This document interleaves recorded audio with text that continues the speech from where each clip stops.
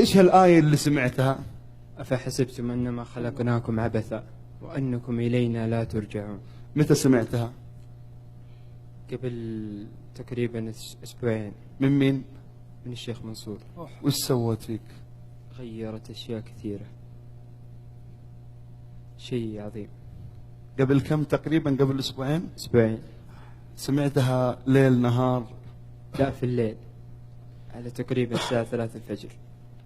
كنت على اليوتيوب، كنت أشاهد المقطع وتغير فيني شيء عظيم.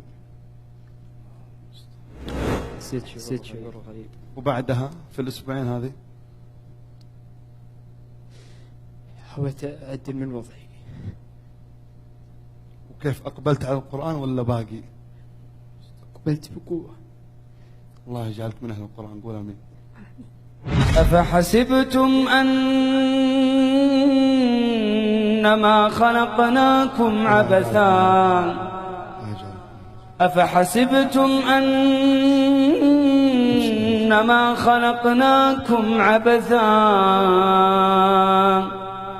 وأنكم إلينا لا ترجعون. أفحسبتم أنما خلقناكم عبثا وأنكم إلينا لا ترجعون.